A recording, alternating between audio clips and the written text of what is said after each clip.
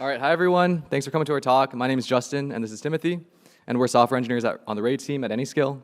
And today we're going to talk about how we've been removing training bottlenecks in distributed training workloads, and how RAID train and RAID data can help you make your distributed workloads use your GPUs more efficiently.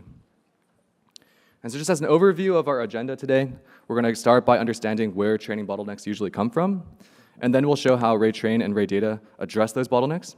And finally, we'll visualize some of the improvements using the RAID train dashboard at the end. Okay, just to illustrate some common training bottlenecks, we'll first paint a picture of the typical distributed training system that you might be familiar with today. So we start with single GPU training.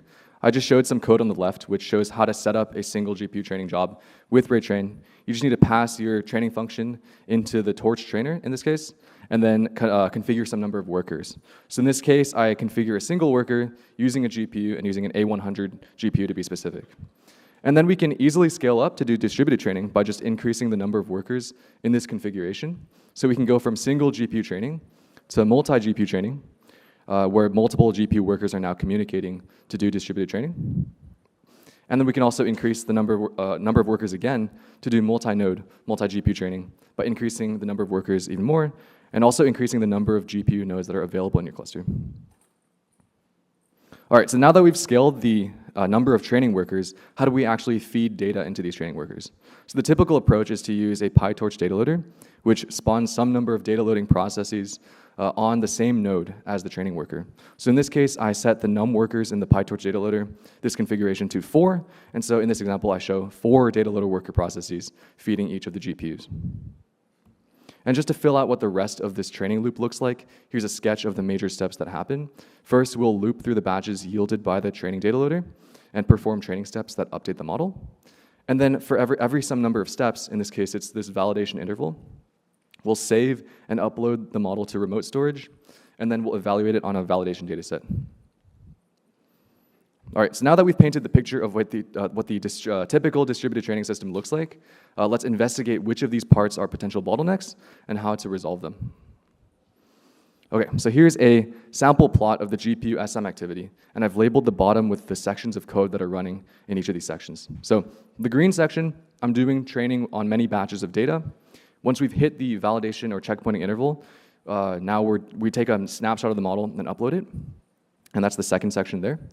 And then in blue, the final section will evaluate the model in a smaller data set. And then this picture will keep repeating until the training finishes. So the first bottleneck that I want to call out is it's showing up in this training section, and it shows up as a data loading bottleneck. So this plot shows spiky utilization caused by the GPU stopping and starting, waiting for batches to be ready. So just expanding on this problem a little bit more, the main problem statement is that the data loader cannot produce batches fast enough to keep up with the GPU.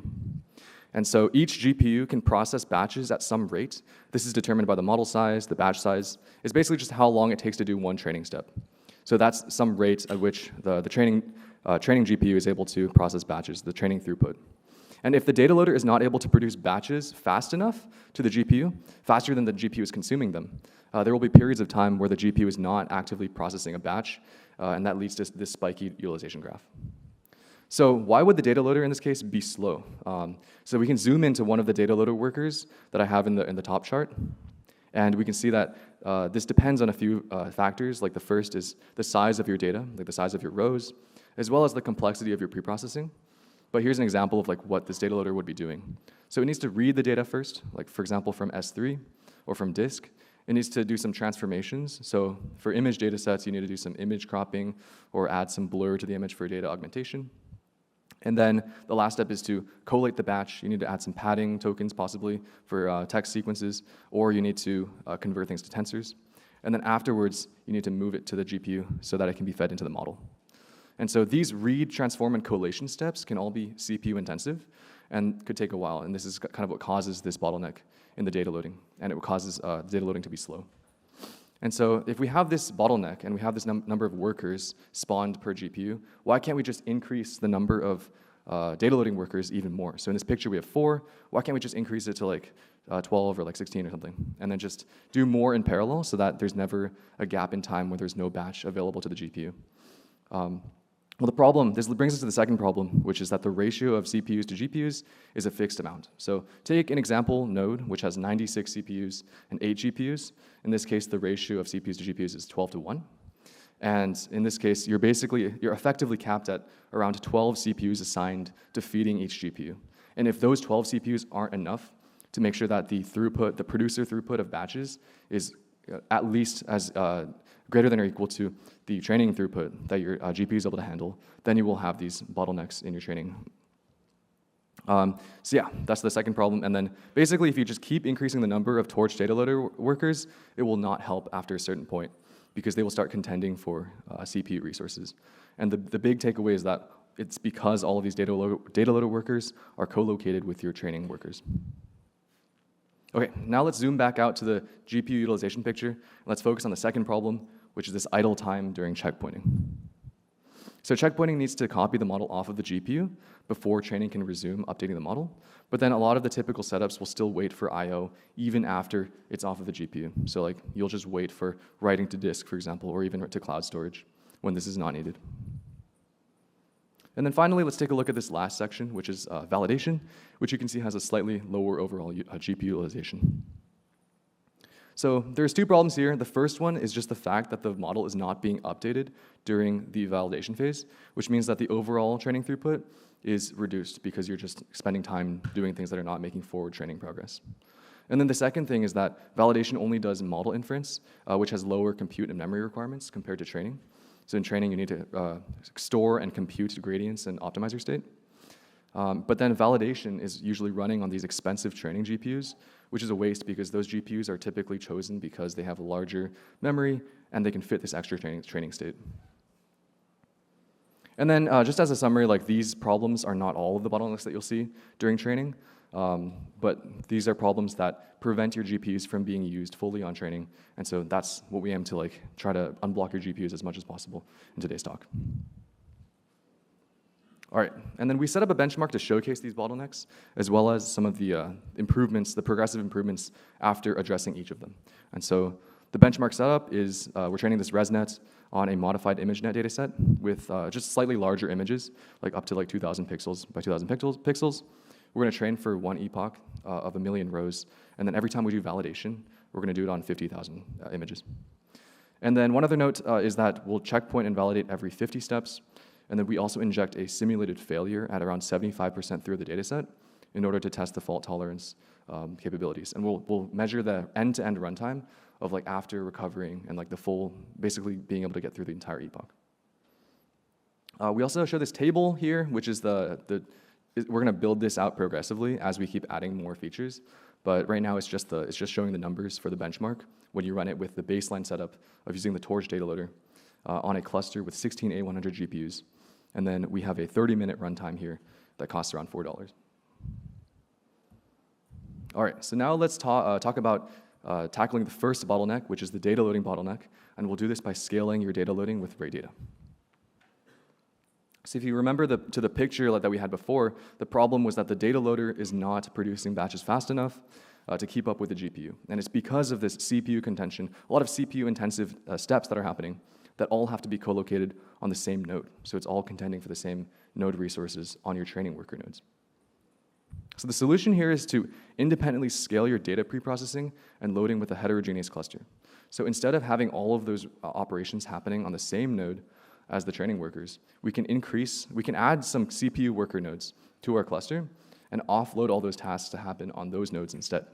So in this case, I took the reading, which is downloading files, the transformations, the possibly heavy like image transforms, as well as the batching and collation logic.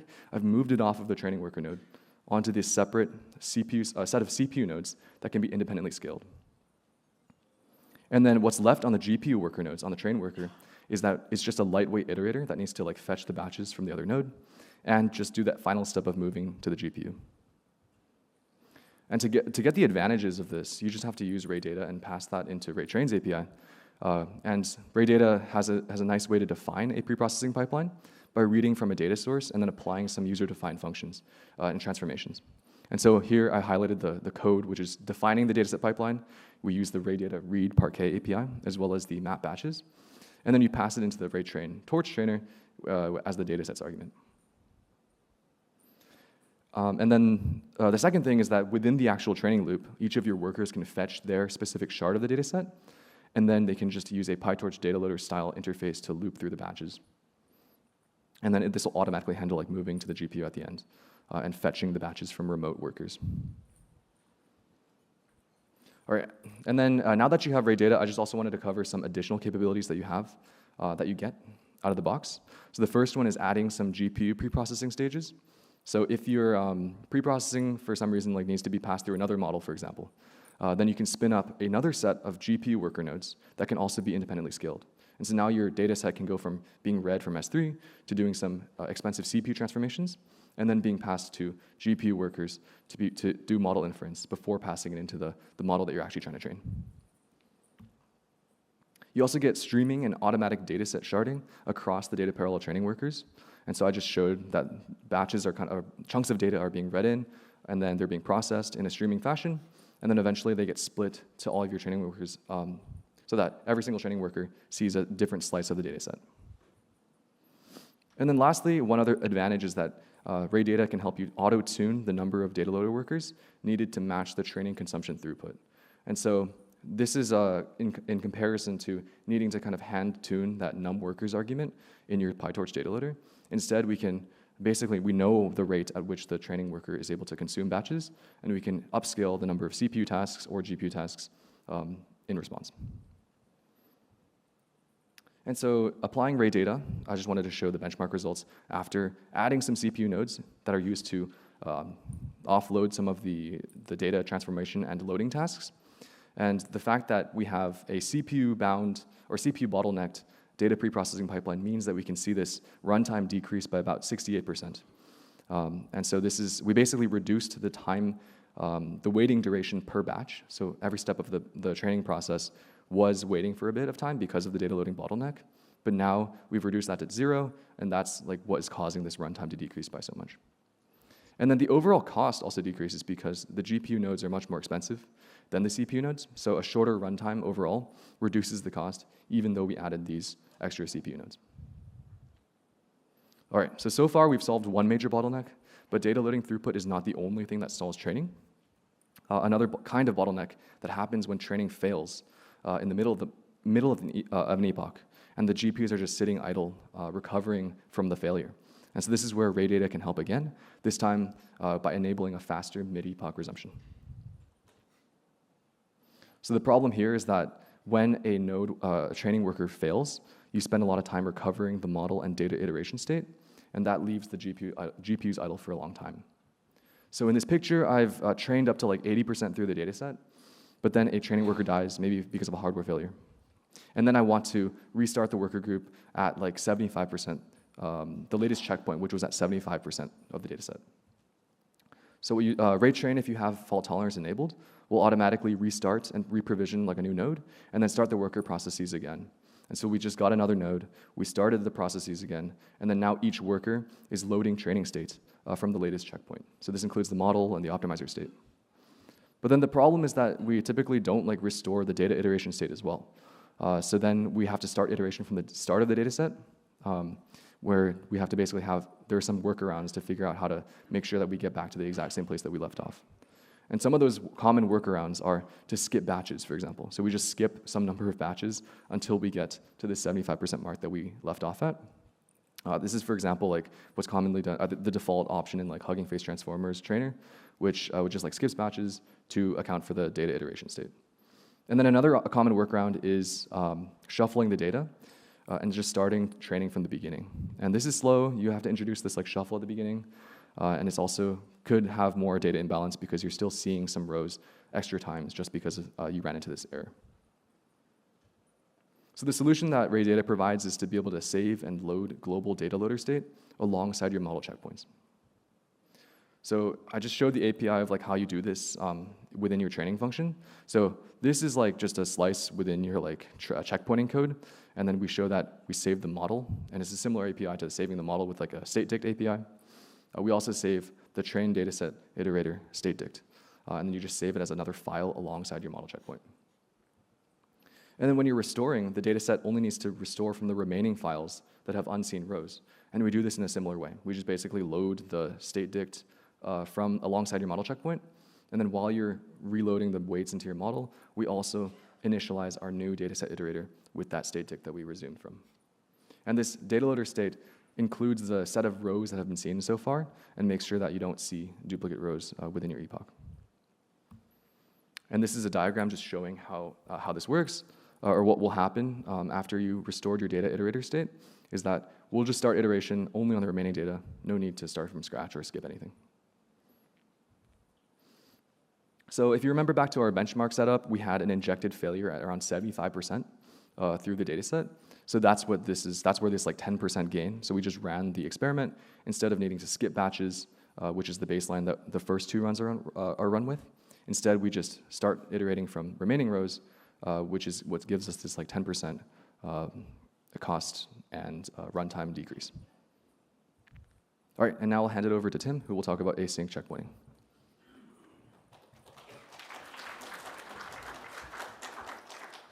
Yeah, thanks, Justin. Yeah, now I'm going to talk about how we can get around the checkpointing bottleneck with asynchronous checkpointing. So here's how synchronous checkpointing currently works with RayTrain. RayTrain already has this ray.train.report method, and this basically upload checkpoints from local disk to persistent storage, along with their metrics. And the nice thing about this report API is that it allows you to access checkpoints and their metrics during or after training, which can be useful for stuff like fault tolerance, right? Like if you fail and you resume, you might want to resume states from the latest checkpoint. However, as you can see here, as a reminder, training is actually blocked during this like red upload checkpoint block. And so the way we get around this is we introduce this new checkpoint upload mode parameter to the report API. And this essentially allows you to toggle between synchronous and asynchronous checkpointing. And with asynchronous checkpointing, we simply upload the checkpoint in a separate thread, and then the GPU can continue training. In terms of more advanced usage, we also provide this checkpoint upload function parameter. And this allows you to upload checkpoints directly from memory to persistent storage with a third-party function of your choice. For example, in this code snippet, I include an example of Torch TCP's async save function. And one advantage of using raytrain.report in conjunction of this API is that raytrain actually manages the concurrent thread uploads for you. And each of these threads needs a copy of the model, and so we do some work to make sure that there's no out-of-memory issues. Okay, now I'm going to talk about how we can unblock training progress even further with asynchronous validation. So here's where we left off after asynchronous checkpointing. We run training for some number of steps in the main thread. Then we still need to run validation on the model while uploading the checkpoint in parallel. And as you can see, training progress is blocked during the validation region. And our solution here is to run asynchronous validation in a separate ray task. So this allows the GPU to continue training while we are validating in parallel. And to use this, you can simply call the same ray.train.report API as before with two arguments. The first one is a user-defined validation function, and this simply runs your validation code. And the second one is this validation config dict, and this will contain information you need for validation, such as the validation dataset. And so here's a brief overview of how this fits into the RayTrain architecture. So when you kick off a RayTrain run, there's this trainer driver, and this creates a train controller, and the train controller creates a bunch of train workers, and these are the workers that actually do your training. So these train workers were the ones actually running the report API from earlier.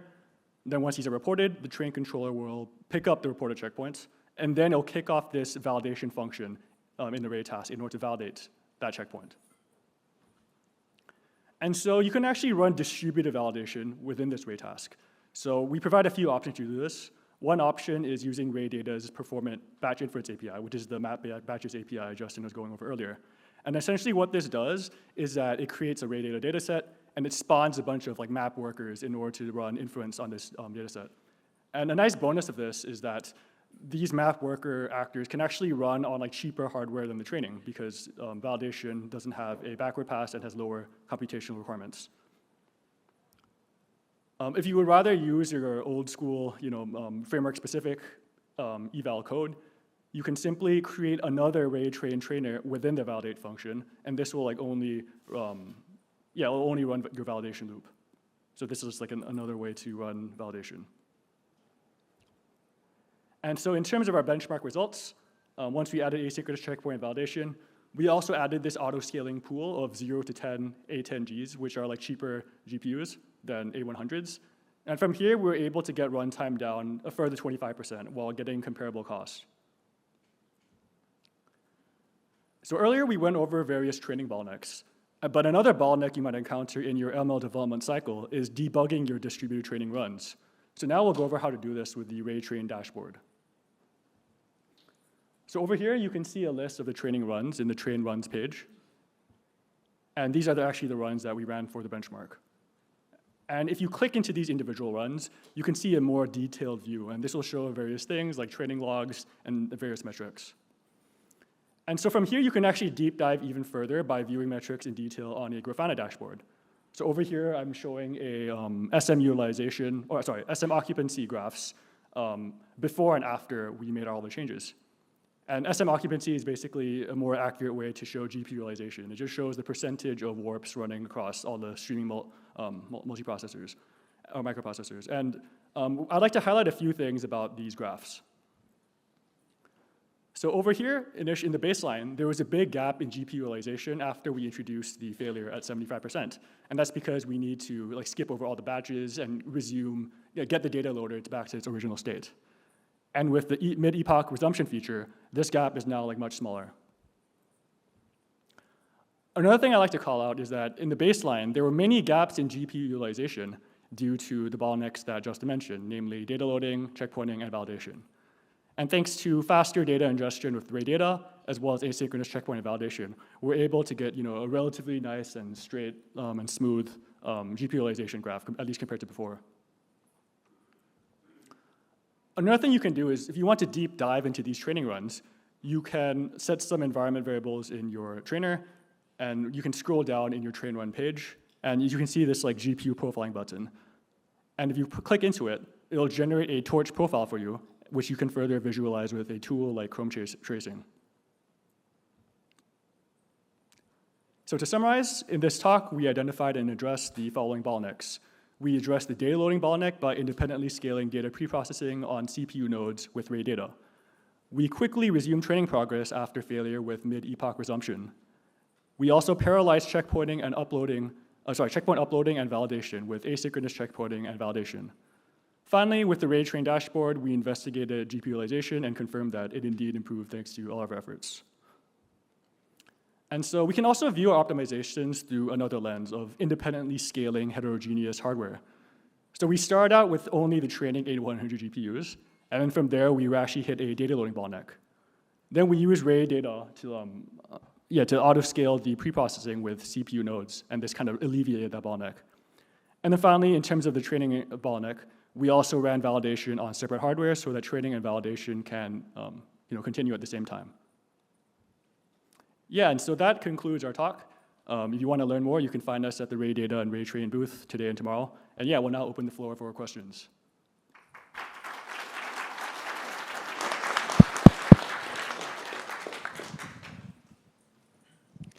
So we use RayTrain and Ray Data both in training models, and two key observations I'm really curious to hear your advice on based on the talk is, out of the 8 GPUs, it's only 1 or 2 GPUs which is showing lower utilization.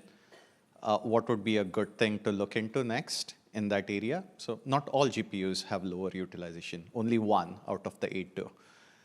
And then the second one is we wrap RayTrain around some PyTorch training model logic, and we have seen, without spending too much time into it, a 20% slowdown when we wrap it and maybe don't wrap it.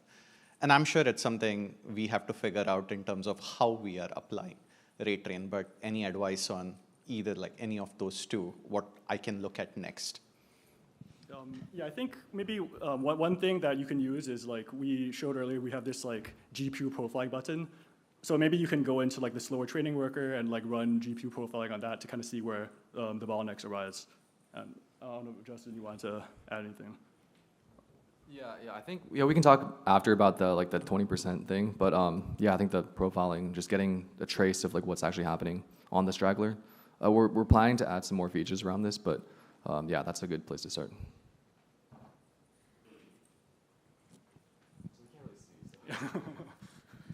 Oh, hi. So can you bring out the slides for the benchmark? Oh, wait. No, the table ones, no, with the matrix. Yeah, this one.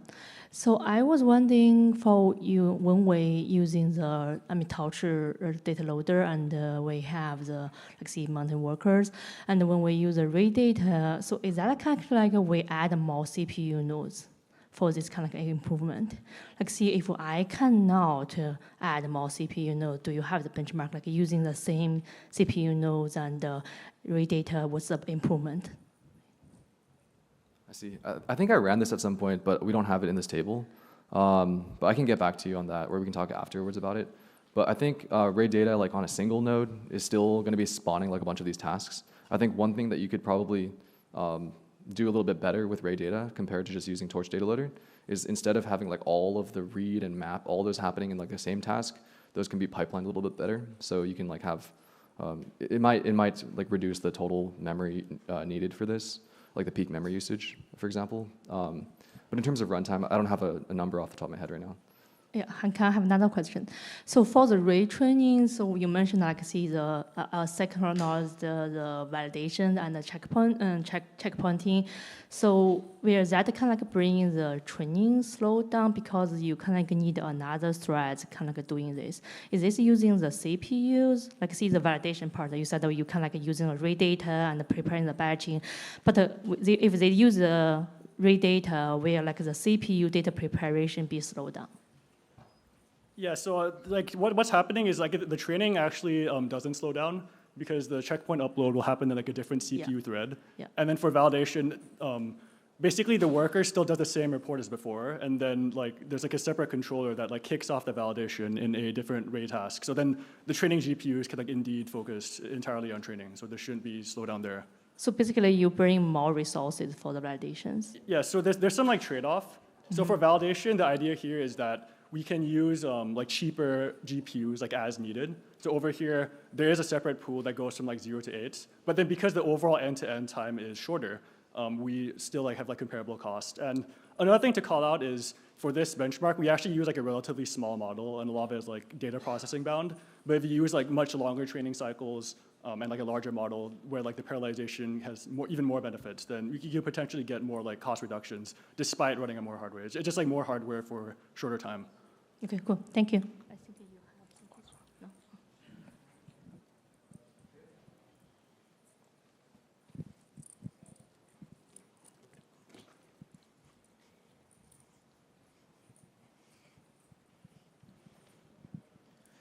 Thank you.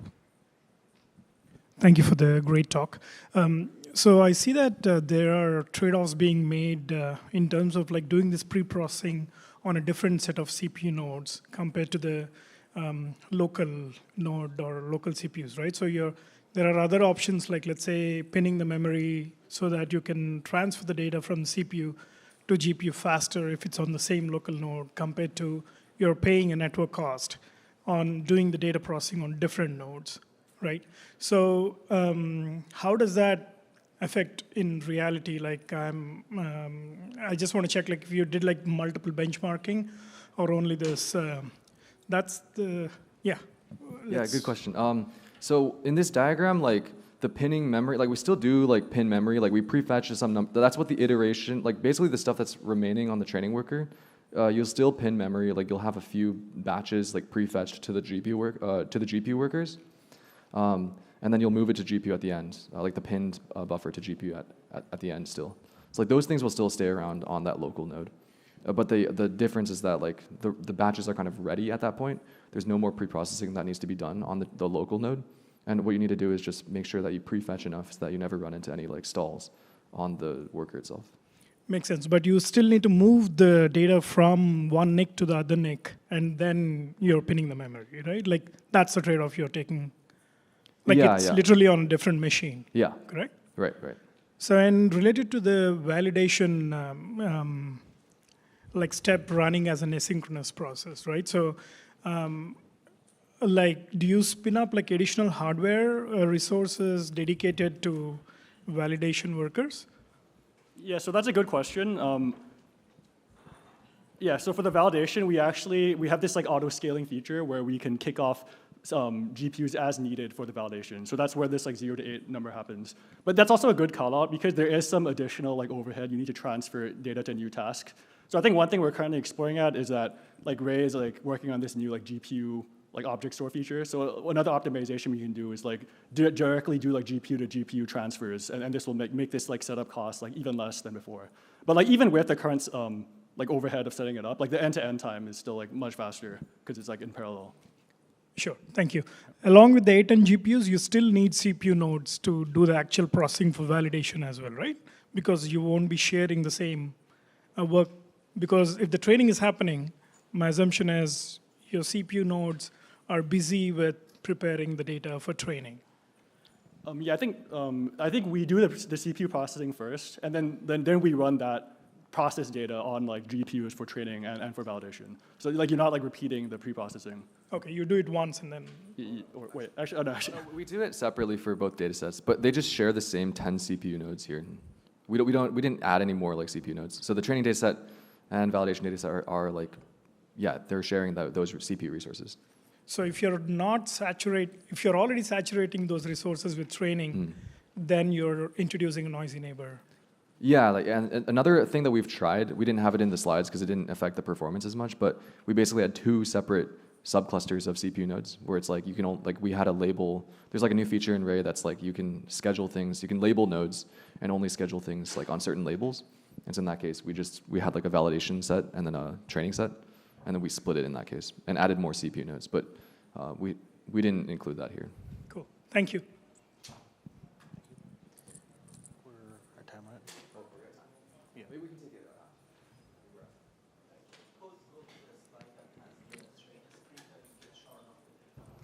We can talk off. But yeah, thanks everyone for coming.